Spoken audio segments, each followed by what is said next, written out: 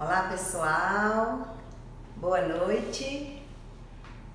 Estamos informando seus seguidores que você viu a noite.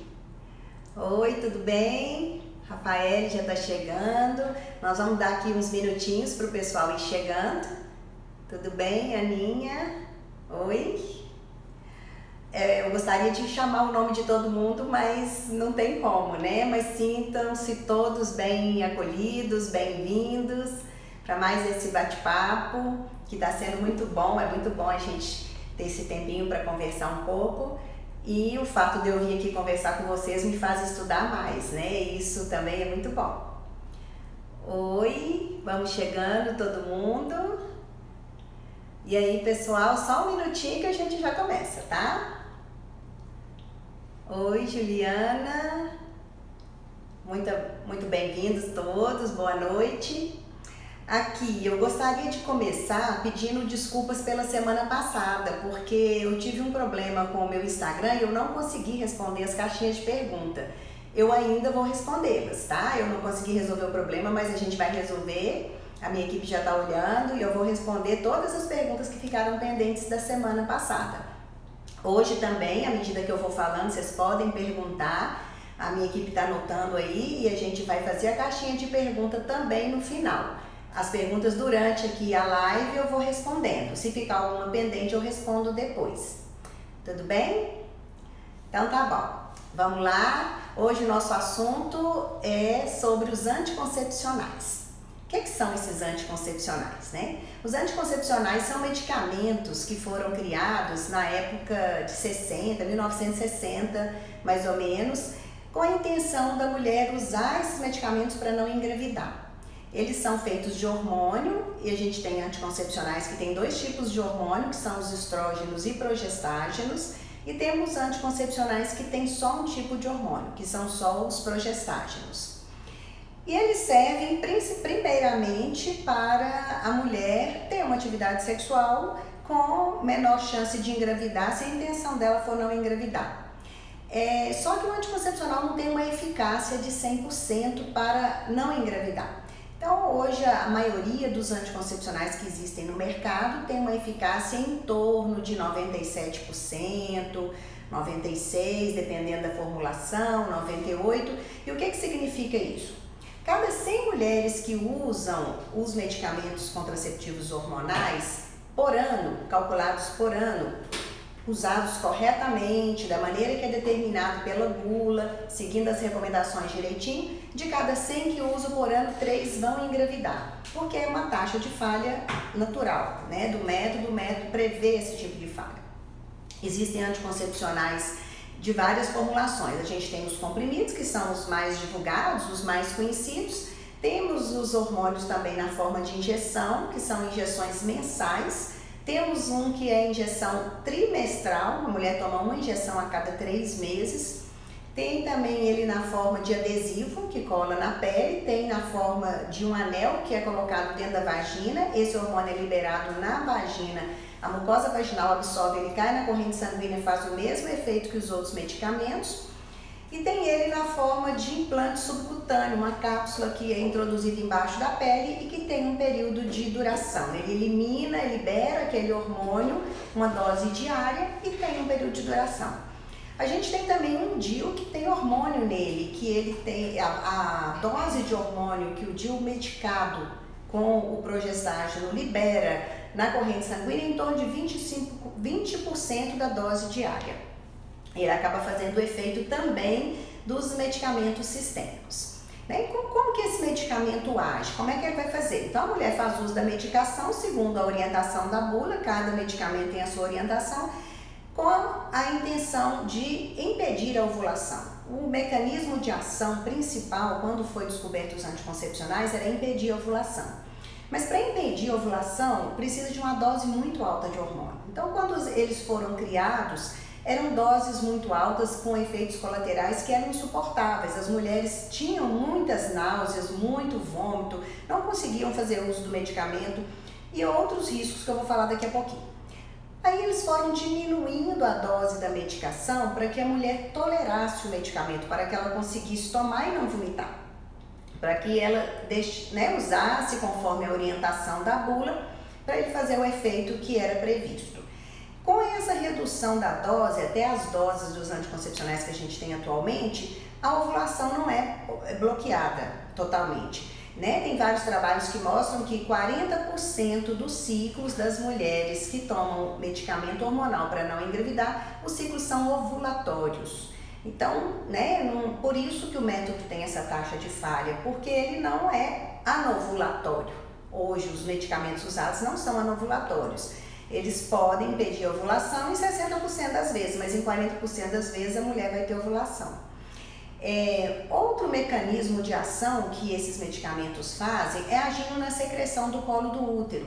O colo do útero produz um muco que escorre e dá a sensação de umidade vaginal.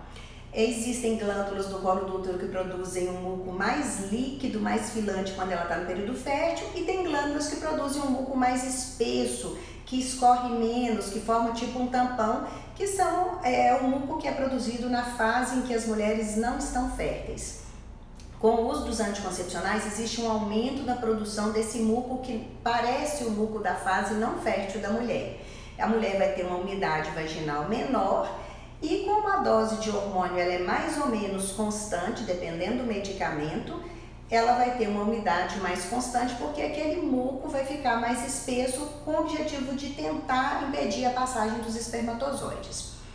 Tem alguns anticoncepcionais que têm uma dose igual, diária, dos hormônios, tem alguns que têm doses variáveis, depende do medicamento que vai ser usado. Essas que têm doses variáveis podem ter variação da umidade vaginal. A gente vê que esse muco não bloqueia 100% a passagem dos espermatozoides, porque tem vários trabalhos que fazem a pesquisa de espermatozoide dentro do útero e na trompa, nas mulheres que fazem uso dos contraceptivos hormonais, e são encontrados uma porcentagem relativamente alta de espermatozoide dentro do útero e na trompa. Um outro mecanismo de ação é alterar o movimento das trompas. As trompas, naturalmente, quando a mulher não usa nenhum hormônio, elas têm um movimento, elas não são estáticas, a trompa não é parada. Ela move, e dentro dela tem como se fossem uns pelinhos, igual a gente tem dentro do nariz, que a gente chama de cílios. Ela tem uns cílios na superfície interna que eles também têm um movimento.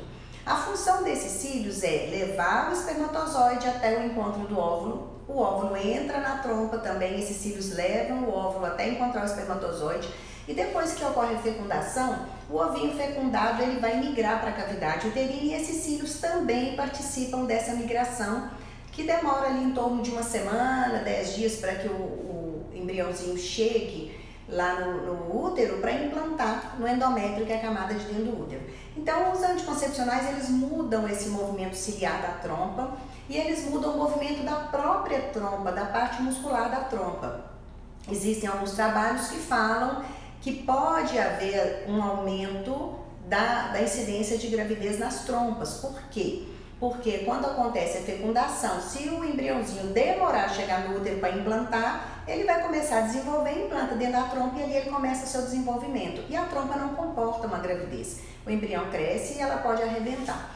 Então, tem trabalhos que falam que pode haver um aumento da incidência de gravidez ectópica com o uso dos contraceptivos hormonais, tem trabalhos que falam que não. Então, existe um questionamento em relação a isso, mas tem algumas pessoas que conseguiram ver esse tipo de fato levantado estatisticamente. Um outro mecanismo de ação é na ação no endométrio, que é a camada interna do útero, que é a camada que solta para menstruar. Todo ciclo menstrual, o endométrio ele aumenta de espessura na fase antes da ovulação. Ovulou, ele vai modificar a sua estrutura, fica mais espesso e depois que a mulher tem aquela queda do estrógeno e da progesterona no ciclo normal, esse endométrio vai descamar junto com o sangue, que é a menstruação. Quando a mulher usa o medicamento hormonal, o contraceptivo hormonal, essa camada de dentro do útero fica mais fina, porque a associação do estrógeno com progestágeno ou progestágeno puro faz uma atrofia do endométrio. E aí, na hora que o endométrio vai descamar, nem sempre porque a mulher ovulou, porque ela pode ovular, como eu disse, mas a ovulação pode ser em qualquer etapa da fase do medicamento. Pode ser no início, no meio, no final da cartela. Se é injetável, pode ser próximo de tomar a injeção, longe de tomar a injeção. Pode ser no intervalo de uma cartela. Isso é a ovulação. Quando for acontecer, não tem como prever. Se ela ovula, às vezes ela pode até ter uma menstruação, que é o sangramento que acontece 2 semanas após a ovulação. Mas a grande maioria das vezes a mulher que toma o anticoncepcional, ela tem um sangramento de deprivação, que a gente fala, porque tem uma queda dos níveis de estrógeno e de progestágeno, porque por isso tem aquela suspensão do medicamento. Isso faz o endométrio descamar. E o endométrio descama menos porque ele fica mais fino. Como existe essa ação no endométrio, uma outra maneira de ação, de efeito do contraceptivo hormonal é dificultar a implantação do embrião, porque pode acontecer, como eu disse, taxa de ovulação, pode acontecer a fecundação e como o endométrio está muito fininho, ele não está propício para a implantação do embrião. Então, é uma possibilidade que aconteça a mulher ter a fecundação e não conseguir que tenha a implantação por ter um endométrio muito fino. Eu brinco que o endométrio fica careca, que ele fica muito fininho.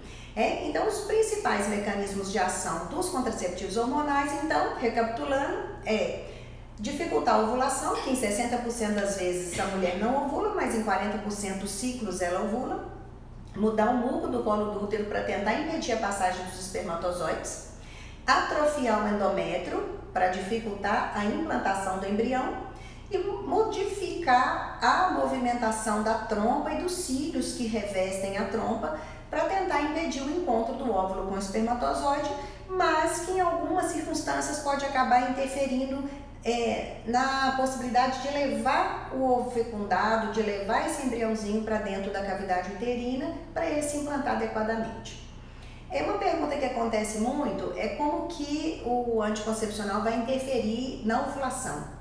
Por ele ser estrógeno e progestágeno, no ciclo menstrual normal, o ovário produz estrógeno e progesterona. A gente chama de progestágeno porque parece a progesterona, mas não é progesterona.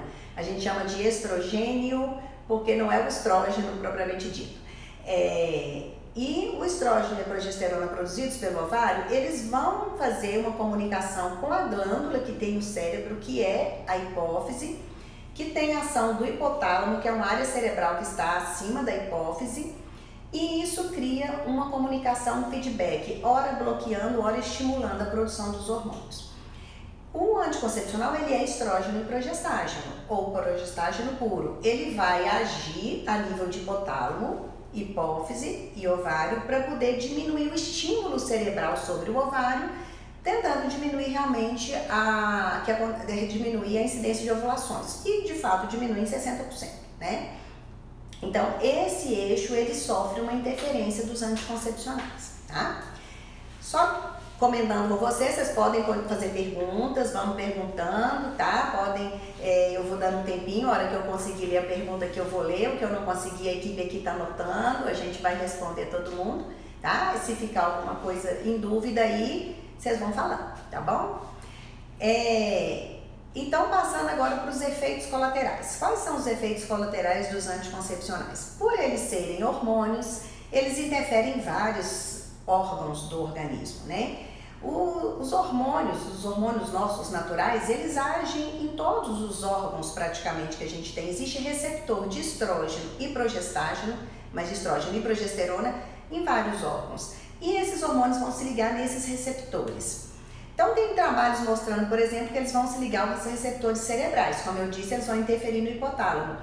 Mas existe pesquisa mostrando que o córtex cerebral, que é a área cerebral do intelecto, ele tem uma diminuição da espessura nas mulheres que são usuárias dos contraceptivos hormonais. Então, é como se diminuísse a inteligência, né? Isso tem vários trabalhos mostrando que a adolescente que faz uso de contraceptivos hormonais, ela reduz a sua capacidade intelectual, ela reduz a capacidade de aprendizado, ela diminui o seu desempenho no aprendizado, né? O desempenho escolar, ele dá uma piorada por causa dos contraceptivos hormonais. Um outro órgão que eles agem é no fígado. O fígado é o órgão que produz as substâncias responsáveis pela coagulação do sangue. Então, as mulheres que fazem uso dos contraceptivos, principalmente os estrogênios, mas também os progestagênios, elas têm um aumento da chance de coagular o sangue dentro dos vasos sanguíneos. Isso leva a uma trombose. Então a mulher aumenta 9 vezes o risco de ter uma trombose pelo uso dos contraceptivos hormonais. E a trombose pode acontecer em qualquer lugar do corpo, a gente tem vaso sanguíneo no corpo inteiro. Então pode ser a nível cerebral, a nível de coração, a nível de pulmão, pode ser nas pernas. E uma trombose nas pernas, ela pode soltar um pedacinho. O que seria uma trombose? Tentando explicar melhor. É um sangue que coagulou. Se a gente for ver o sangue de um animal, o sangue de uma galinha coagulado, ele fica durinho. Se você fragmentar ele assim, apertar ele vai soltar uns pedacinhos. Isso pode acontecer dentro dos vasos sanguíneos. O sangue coagula, fica aquele sangue durinho e pode soltar fragmentos que vão ser levados pela corrente sanguínea. E se eles chegarem numa veiazinha que é muito fininha, aí eles param e entopem aquele lugar. Aí vai bloquear o fluxo de sangue daquele ponto para frente. E aqueles tecidos que receberiam aquele sangue, eles vão morrer por falta de irrigação. Então a trombose pode levar a uma embolia pulmonar quando esses êmbolos, a gente chama de êmbolo esses pedacinhos que soltam. Esses êmbolos param no pulmão, dá uma embolia pulmonar, se parar no cérebro, dá uma isquemia cerebral. Então é um quadro que a gente tem que pensar nisso antes de pensar em usar um contraceptivo hormonal. Existem pessoas que têm um risco de doenças tromboembólicas maior, do ponto de vista genético, já tem uma tendência, uma predisposição familiar a ter tromboses, AVCs, embolias pulmonares, e se fizer uso do anticoncepcional, esse risco vai ficar 9 vezes maior, tá? Uma outra ação que pode acontecer é em relação à fertilidade. Como ele vai aumentar as células que produzem o muco infértil, essas células podem continuar produzindo esse muco infértil por tempo indeterminado. E quanto mais anos a mulher usar o contraceptivo hormonal, mais demora ela voltar a ter aquele muco fértil que ela tinha anteriormente. Então, um dos mecanismos de infertilidade pelo uso do contraceptivo hormonal é por aumentar a produção do número de células que produzem o muco G, e às vezes isso pode ser irreversível. Às vezes a mulher não volta a ter muco fértil. Então tem mulheres que usam contraceptivos hormonais por muitos anos, interrompem, você vai acompanhar por um método natural que acompanha a umidade vaginal, e às vezes você vê que a mulher tem sangramentos regulares. O fato de sangrar regularmente não quer dizer que está ovulando, mas às vezes a gente vai fazer ultrassons para acompanhar a ovulação e ver que a mulher está ovulando, mas ela não tem nenhum tipo de mudança de umidade. A umidade dela é sempre constante e baixa. Isso mostra que pode haver uma alteração irreversível desse muco cervical. Um outro mecanismo de ação que possa gerar efeitos colaterais graves é que existe um aumento de mudança de humor. Tem mulheres que usam os métodos hormonais que elas têm mais irritabilidade, mais ansiedade, mais depressão. Tem trabalhos que mostram que inclusive o uso de contraceptivos hormonais pode aumentar a taxa de suicídio. Se a mulher já tem uma predisposição para algum problema, os hormônios podem agravar esse problema, tá?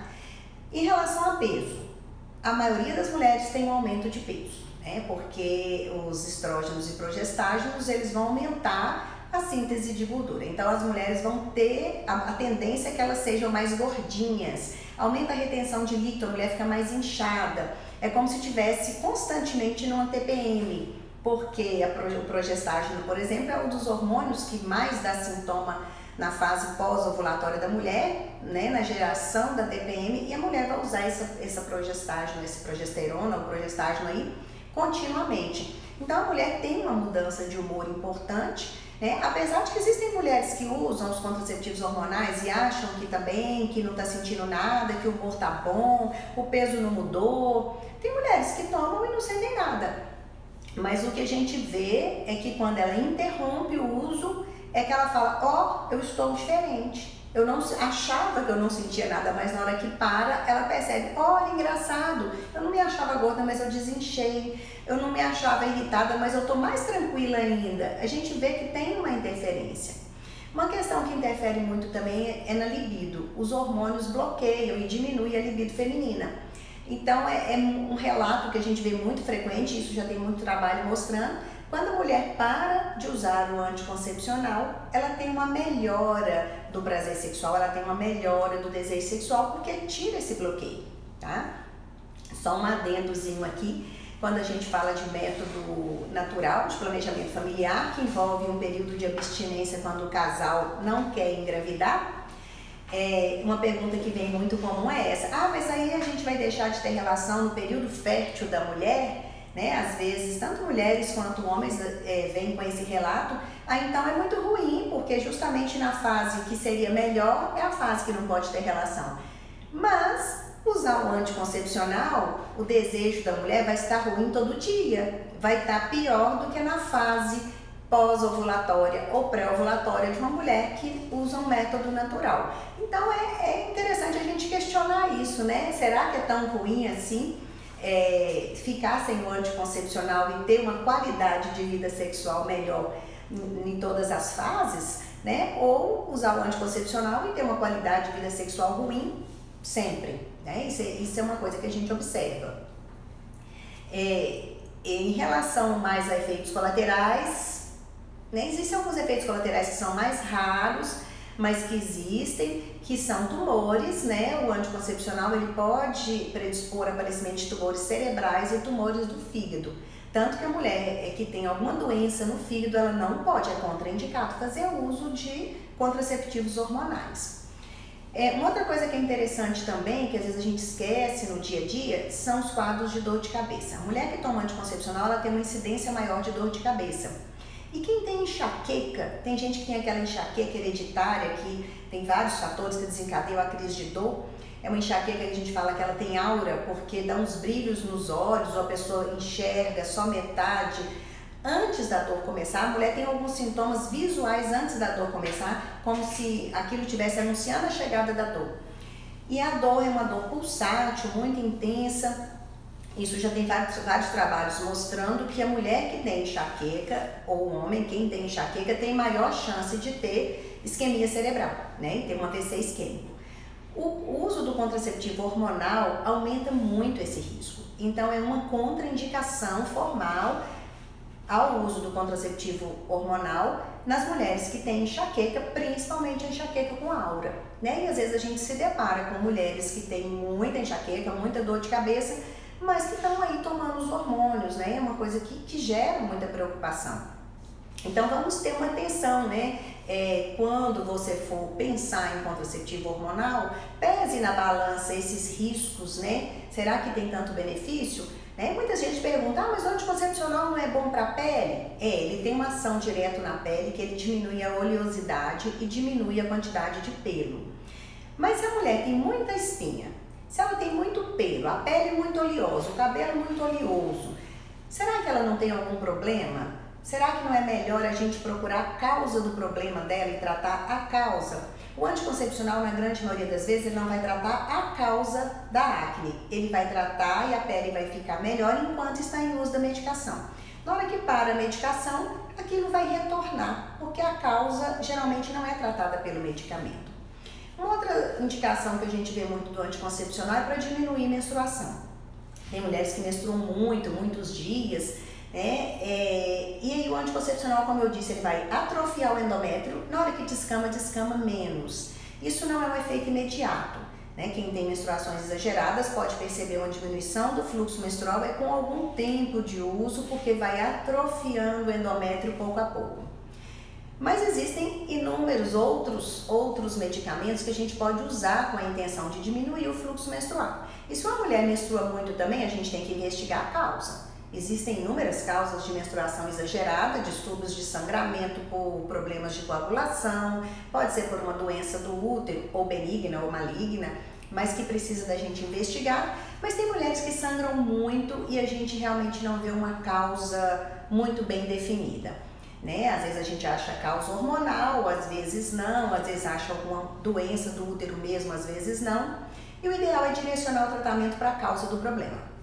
Se a gente não acha um problema grave, palpável, existem outros medicamentos que a gente pode usar para diminuir o fluxo, sem precisar correr os riscos de estar usando o anticoncepcional, tá? Uma outra coisa que ele provoca também, já tem uns trabalhos mostrando que o anticoncepcional aumenta em 20% o risco do câncer de mama, principalmente se for usado por mais longo prazo. Todos os métodos hormonais podem aumentar esse risco. Então, eu acho legal a gente pensar, a gente questionar, a gente analisar, o que é bom para mim, o que não é bom para mim, o que é o meu problema, né? Será que é o único tratamento para o meu problema é o anticoncepcional? Né? Uma outra indicação que a gente vê muito comum é síndrome de ovário policístico, e 70%, às vezes 90% dos casos de síndrome de ovário policístico estão ligados a uma resistência insulínica, um problema de glicose de insulina.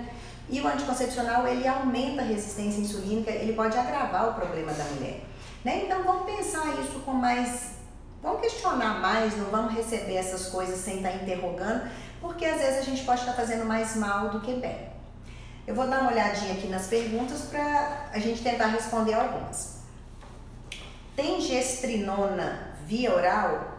Gestrinona é um tipo de hormônio. Existe vários medicamentos, vários hormônios nos anticoncepcionais. Existe etinilestradiol, existe a gestrinona, existe desogestrel, né? Existem vários hormônios que são um composto numa dose que é pesquisada, que a indústria farmacêutica lança para ter aquela ação contraceptiva. Existem vários, ciproterona, são inúmeros hormônios, né? Muitos são muito parecidos, outros têm alguma pequena diferença. Tem uns que parecem um pouco mais com hormônios masculinos, né? Não tem testosterona e anticoncepcional, que é o hormônio masculino propriamente dito. Mas tem alguns progestágenos, que é derivado da progesterona, que eles têm um efeito um pouquinho androgênico, que a gente fala, que é um efeito que puxa mais para o lado do hormônio masculino, ou antiandrogênico, que ele vai bloquear mais os hormônios masculinos. Mas existe sim. Como fazer tabelinha e não tomar anticoncepcional? Se você quer usar um método natural, a tabelinha é um dos métodos naturais, você tem que parar o medicamento, porque quando você vai observar qualquer mudança de data de ciclo menstrual ou de mudança da umidade vaginal, com medicamento isso está interferido, você não tem um padrão ovulatório seu. Então, para usar um método natural, tem que parar o remédio. Se a pessoa for usar a tabelinha, precisa de acompanhar o ciclo sem usar medicamento por pelo menos 5, 6 ou 7 meses. Se você vai usar um método natural como o método Billings, por exemplo, que é um método que tem uma eficácia de 99%, como eu disse, os anticoncepcionais são em torno de 96, 97, 98%, o método Billings tem uma eficácia de 99%, é mais eficaz do que o contraceptivo hormonal e é natural. O método Billings você precisa de procurar um instrutor, como eu disse em outra live. Existe o Semplafan, que é um site, né? O pessoal da equipe vai anotar aí, que é um site onde tem a lista dos instrutores no Brasil. Você pode buscar ali o telefone, entrar em contato, o instrutor vai te acompanhar. Existem lugares que tem mais instrutores, tem lugares que tem menos, mas tem pessoas que fazem atendimento à distância, né? Tem atendimentos, pessoas que fazem atendimentos gratuitos, tem pessoas que fazem por algum custo. Né? Eu faço atendimento online dentro do meu atendimento clínico de consultório e você tem que ser acompanhado, precisa de parar o remédio e seguir a orientação do instrutor. Com o método Billings, você em torno de 15, 20 dias já de observação, você consegue já começar as regras do método, tá? Eu tomei Depo-Provera por 7 anos, faz mal tomar por muitos anos? O Depo-Provera, ele é só progestágeno, ele é aquela injeção trimestral. Como eu disse, aumenta 20% o risco de câncer de mama. E esses medicamentos, o Depo-Provera, ele é um medicamento que ele é usado para atrofiar mais o endométrio. O que é só progestágeno, ele atrofia mais o endométrio do que o que tem estrógeno e progestágeno. Às vezes a mulher fica sem menstruar nada, porque não tem o que descamar. E ela vai usar a cada 3 meses aquele medicamento. É um medicamento que ele pode dar mais efeitos colaterais em termos de aumentar mais peso. Esse medicamento que é só progestágeno, ele tem um efeito de dar uma piorada na pele.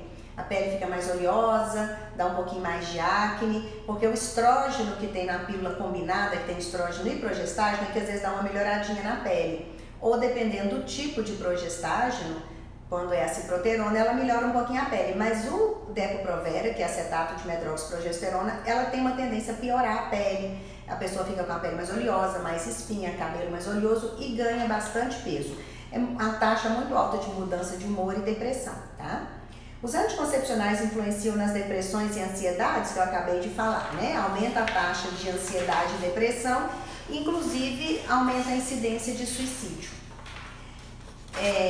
Tem algum estudo sobre o anticoncepcional e a síndrome do intestino irritável? Já tem sim alguma coisa sobre isso que pode interferir. Tem algumas pessoas que têm a síndrome do intestino irritável que agravam com o uso do anticoncepcional. E se a gente for pensar, como eu acabei de falar em relação à ansiedade, o intestino irritável, a origem dele é na questão emocional. A pessoa tem um distúrbio de ansiedade, de irritação, que vai levar a um aumento de substâncias no organismo que vão causar uma inflamação intestinal. A síndrome do intestino irritável é uma inflamação intestinal, mas a causa dessa inflamação é emocional. Se o medicamento, o contraceptivo hormonal, ele aumenta a irritabilidade da mulher e aumenta a taxa de depressão, mudando o humor, indiretamente ele está interferindo nesse quadro intestinal, se a pessoa for portadora dele. Após a interrupção do uso do anticoncepcional, é natural a mulher ficar mais de 70 dias sem menstruar. Eu menstruava normalmente antes, mas após o anticoncepcional ocorreu isso. Quando a mulher para o medicamento, ela pode demorar até 6 meses para ela assumir o seu ciclo. Como eu falei, o remédio ele vai interferir no hipotálamo, que é no cérebro, que vai interferir na hipófise, que é uma glândula no cérebro, para depois agir no ovário. O medicamento tem essa ação. Quando você suspende a medicação, o organismo tem que voltar a conversar sozinho, porque tinha um intermediário atrapalhando essa conversa. Aí o hipotálamo vai voltar a conversar com a hipófise, que volta a conversar com o ovário, e esse equilíbrio hormonal vai voltar a acontecer, mas isso acontece progressivamente. Tem mulheres que param o remédio e já começam a ovular rapidamente. Tem mulheres que às vezes demoram meses. Eu já tive casos de mulher que tomou 20 anos de anticoncepcional e que demorou 11 meses fazendo o método Billis para ela ter o primeiro sintoma de ovulação, né? Se fosse uma mulher tentando engravidar, em 11 meses ela não teve ovulação. Mas até 6 meses seria uma coisa mais comum, tá? Então, e às vezes a mulher para e não menstrua nada, é comum. Depois que para o medicamento, pode ficar meses sem nenhum sangramento. E essa Depo-Provera, que é essa injeção de 3 em 3 meses, ela pode deixar um efeito residual por mais 6 meses depois que termina o efeito dela. Então, esse medicamento que às vezes deixa a mulher sem menstruar, quando para de tomar, às vezes ele vai demorar mais tempo ainda para ela voltar a ter os seus ciclos ovulatórios e com sangramentos regulares. Tomei anticoncepcional durante 11 anos, porém parei 5 meses. O fato de ter usado por tanto tempo atrapalha eu engravidar? Mas o uso de anticoncepcional durante anos seguidos pode dificultar uma gravidez quando a mulher para de usá-lo? Quer engravidar, mas está difícil, o anticoncepcional dificulta? Como eu falei, o anticoncepcional ele aumenta a taxa de infertilidade. Quanto mais anos a mulher usa, mais ele pode interferir no retorno dessa fertilidade futura. Uma coisa que a gente vê muito comum, às vezes a mulher toma um anticoncepcional, para e engravida no primeiro mês. É comum a interrupção cria um desnível daqueles hormônios que estavam ali e o ovário reage ovulando. Então é comum a mulher parar o anticoncepcional e ovular no primeiro ciclo e depois ficar meses sem ovular. Então é muito comum a gente falar, a pessoa fala, eu tomei muitos anos, parei e engravidei logo no primeiro mês. Mas é menos comum isso. O mais comum é que a mulher demore a retornar os seus ciclos. Até 6 meses depois que para o medicamento, se a mulher não estiver ovulando, a gente nem vai considerar isso doença. Isso é esperado como efeito residual do medicamento. Se tiver 6 meses que parou de tomar o anticoncepcional e ainda não tem nenhuma ovulação, aí é interessante a gente checar os seus hormônios sanguíneos, checar como que está o organismo como um todo, para ver se precisa de fazer algum tratamento. Se a mulher está querendo engravidar, às vezes a gente pode fazer esses exames um pouco antes para ver se pode ajudá-la de alguma maneira. Mas uma coisa que é interessante pensar, qualquer casal tentando engravidar, ovulando todo mês direitinho, sem observar os dias de ovulação, pode levar 1 ano para engravidar. Se o casal usa um método natural, observando os dias férteis, tendo as relações nos dias férteis e está ovulando todo o ciclo, a maioria engravida em 6 meses. Então não quer dizer que vai tentar engravidar, sabe que está ovulando hoje, vai ter uma relação e vai engravidar. A taxa de gravidez por cada relação no período fértil, ela gira em torno de 25%, 30%. Então, eu brinco que o que faz o óvulo e o espermatozoide se encontrarem, a gente não sabe. Um tem que gostar bem do outro, mesmo sabendo que é um dia fértil, tá?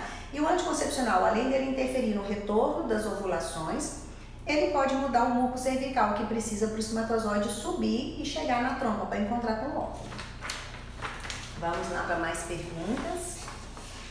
Minha filha de 10 anos já menstrua, ela é especial e vem bastante. Todo médico quer receitar anticoncepcional, mas eu quero evitar o máximo que puder. Existe algum medicamento para ajudar na TPM?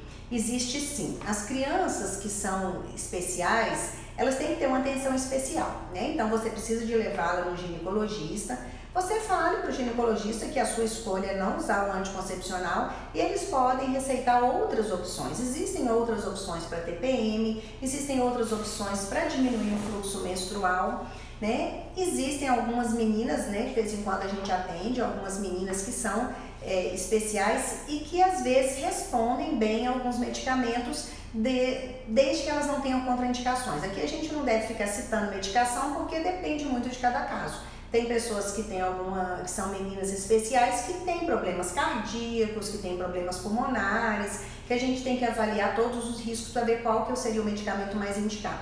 Mas existe opção sim, né? Às vezes você sente, conversa com o ginecologista da sua menina, troca uma ideia, fala dessa sua opção que você não quer fazer uso do anticoncepcional, não quer que ela use. E aí, vamos converse com ela essas outras opções, porque elas estão aí presentes. Por que são considerados abortivos?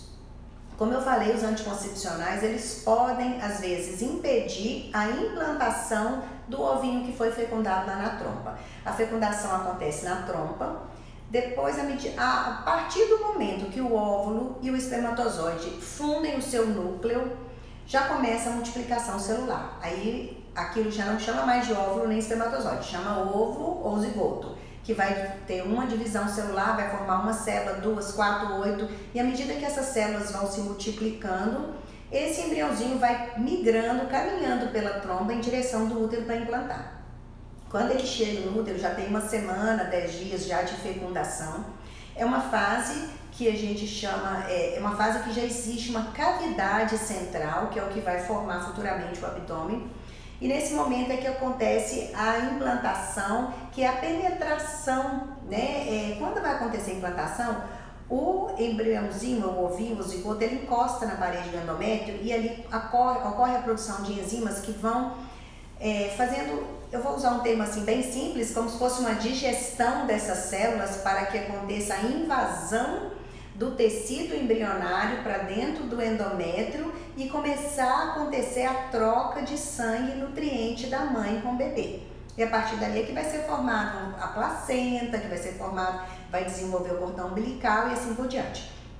O anticoncepcional, como ele deixa esse endométrio muito fino e os vasos dele também ficam modificados por causa dessa atrofia, então muitas vezes o embrião ele encosta no endométrio para implantar e não cria essa entre aspas, digestão das células para que aconteça essa invasão do trofoblasto, essa invasão do tecido embrionário para como se fosse aderir ali no endométrio para formar a placenta. Então, como não acontece essa nidação ou essa implantação, essa gravidez é perdida, né? Então, é uma gravidez que teve uma fecundação, em torno de 10 dias depois da fecundação, no momento que vai implantar, não ocorre a implantação por causa da atrofia do endométrio. E aí essa gravidez é perdida, né? Então, nesse sentido que os anticoncepcionais são chamados de métodos que podem ser abortivos. Qual o melhor anticoncepcional para a idade de 50 anos, quase na menopausa? Tem um trabalho que saiu de 2017 para 2018 mostrando que todos os contraceptivos hormonais aumentam em 20% o risco de câncer de mama. E depois dos 40 anos de idade, é a idade que o risco do câncer de mama é naturalmente maior, né, pelos fatores de vida da mulher e de saúde. Então, a Sociedade Brasileira de Mastologia lançou uma norma contraindicando o uso de qualquer contraceptivo hormonal a partir dos 40 anos de idade, por causa do risco do câncer de mama. Então, aos 50 anos de idade, não tem nenhum anticoncepcional que seria melhor indicado. E muitas vezes a mulher que já está ali pelos 40, 45, 50 e fica tomando anticoncepcional, a menopausa fica mascarada, porque você vai sangrar pelo uso do medicamento. E às vezes seu ovário nem está funcionando mais, você já está na menopausa, você nem fica sabendo, porque ele mascara essa fase. Uma outra coisa que já tem sido mostrada, que o uso do contraceptivo hormonal ele pode antecipar a menopausa da mulher. E às vezes a mulher pode desenvolver uma menopausa precoce, antes da data que é comum da idade, é comum entrar na menopausa. A mulher geralmente entra na menopausa a partir dos 45 anos de idade. Dos 45 até os 57 é uma fase que a mulher pode entrar na menopausa. O uso do contraceptivo hormonal, ele pode antecipar essa idade da menopausa e pode levar a algumas circunstâncias de uma menopausa precoce, né? Às vezes a mulher vai tentar engravidar ali com 35 anos ou 38 e não consegue. Quando a gente vai fazer os exames, às vezes ela já está na menopausa. E sobre a laqueadura? Nós estamos falando hoje dos contraceptivos hormonais. A laqueadura é um método contraceptivo cirúrgico, né? Isso aí pode ser um tema para um outro assunto que a gente, né, venha conversar. Minha filha tem 13 anos e tem muita cólica. Alguns médicos indicam anticoncepcional, mas acho ela muito nova, além do fluxo intenso. Existe algum tratamento para esse problema? Como eu falei, para as meninas que tem que a mãe perguntou sobre a filha que é especial, né? Que é adolescente, menstrua, vem muito e tem muita cólica. Existem vários tratamentos para diminuir fluxo menstrual e para aliviar a cólica sem ser o anticoncepcional. O anticoncepcional pode diminuir o fluxo e pode melhorar a cólica, mas ele não é a única opção. E se a gente for pesar na balança o risco do medicamento com benefício, sendo que temos outras opções que podem dar resultados muito bons, com muito menos efeitos colaterais, por que a gente vai optar por um método que tenha mais efeito colateral? E como eu falei sobre ação cerebral, né? Já tem vários trabalhos mostrando que a adolescente que toma contraceptivos hormonais, ela tem um desempenho escolar pior. Ela piora o desempenho intelectual porque o medicamento tem uma ação cerebral, né? Entre aspas. O medicamento ele emburrece as mulheres, né? Ele diminui o córtex cerebral, afina o córtex cerebral e diminui a capacidade intelectual. E tem algumas pesquisas mostrando nas adolescentes que usam contraceptivo hormonal, exames feitos de ressonância magnética, o fluxo de sangue cerebral muda naquela menina que usa contraceptivo hormonal em relação àquela que não usa, né? Então é uma coisa realmente para questionar, né? Será que vale a pena passar por todos esses riscos se a gente tem outras opções de menores riscos? Quem tem hipertensão arterial pode fazer uso de anticoncepcional? O estrógeno aumenta a pressão arterial. Então, geralmente, quem tem hipertensão não deve usar anticoncepcional. Tem alguns trabalhos que falam que o progestágeno não interferiria tanto na pressão arterial, mas também pode aumentar a pressão arterial. Então, é muito comum. A pessoa que é hipertensa, né, existe uma norma que é antiga, né, da OMS sobre orientação de uso de contraceptivo hormonal, que a mulher acima de 35 anos de idade, se ela for fumante, hipertensa, ela não pode usar anticoncepcional, em hipótese alguma, né? Agora, se a pessoa é hipertensa, tem menos de 35 anos de idade, o que a gente observa, se ela usa anticoncepcional e melhora o controle da pressão arterial, né? A gente vê que o risco fica menor. Essa demora para retomar o ciclo de ovulação se deve ao depósito de hormônio no tecido adiposo? Não, o tecido adiposo ele não retém hormônio assim tanto tempo não. A ação dos contraceptivos hormonais, ele se liga no receptor e ele vai fazer a ação enquanto ele está ligado. Se o remédio é um remédio que você toma de 3 em 3 meses, o efeito dele dura 3 meses. Se você toma ele todo dia, o efeito dele dura 24 horas. Se toma uma vez no mês, o efeito dele dura 1 mês. Mas a partir do momento que termina o efeito, aquele receptor vai sendo liberado. Aí ele vai deixar de agir nos outros órgãos, que é o hipotálamo, a hipófise, o ovário e os outros órgãos do organismo. Aí, pouco a pouco, o organismo vai retomando o seu funcionamento, porque os hormônios vão criar um equilíbrio para que a mulher volte a ovular. Cada mulher é de um jeito, tem algumas que vão demorar mais, outras menos.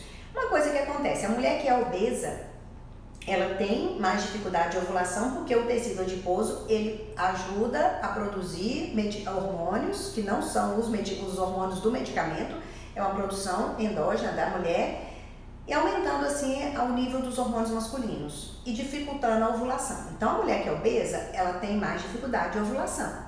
E isso não tem nada a ver com o tecido gorduroso reter mais hormônio, tá? A mulher que usa anticoncepcional, ela tende a aumentar peso, ela tende a engordar. Isso não quer dizer que o hormônio fica retido na gordura. Existe um aumento da produção de gordura, tá?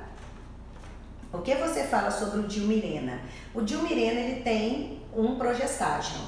20% da dose do progestágeno que é liberado dentro do útero cai na corrente sanguínea e tem esse efeito dos anticoncepcionais sistêmicos, aumentando o risco de câncer de mama. Nesse trabalho que eu falei na Alemanha com mais de 1 milhão de mulheres, que todos os medicamentos aumentaram 20% o risco de câncer de mama, incluiu o Dilmirena. Então, muitas mulheres que usam Dilmirena têm mais espinha, têm mudança de humor.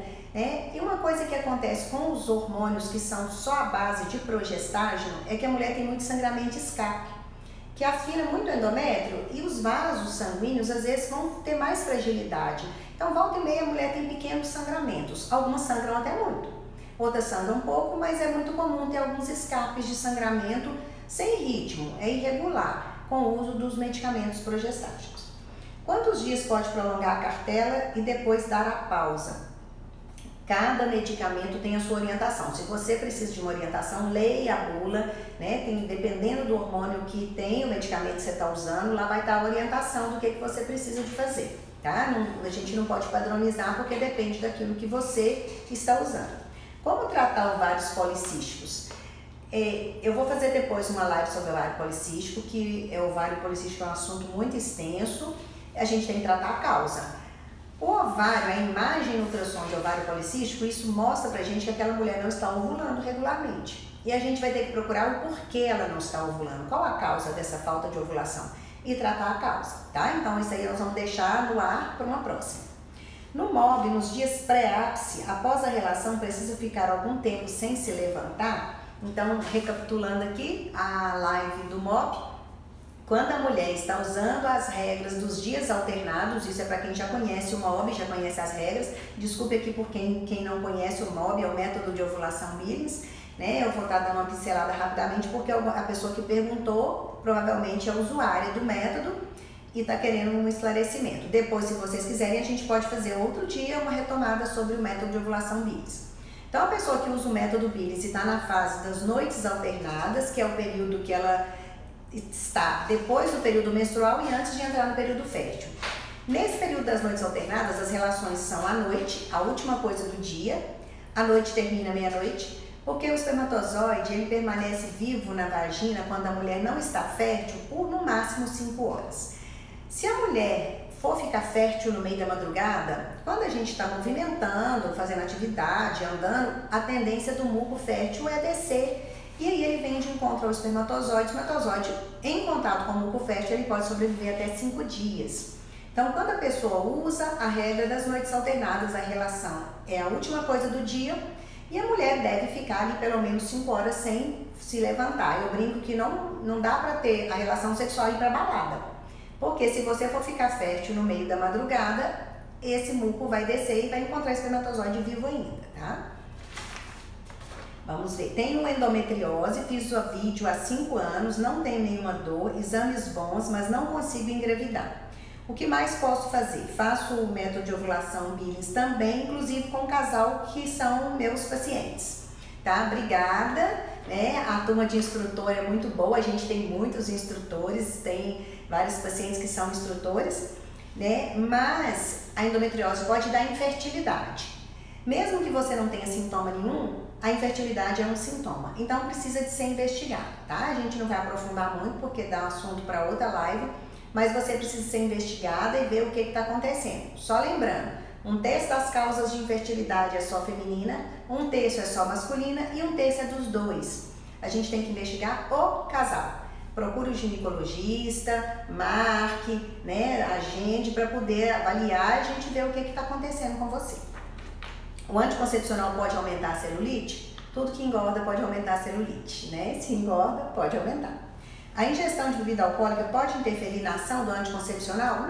Não tem nenhum relato em relação ao álcool. Igual, por exemplo, o antibiótico, ele diminui a eficácia se você usa uma bebida alcoólica. Anticoncepcional não tem associação.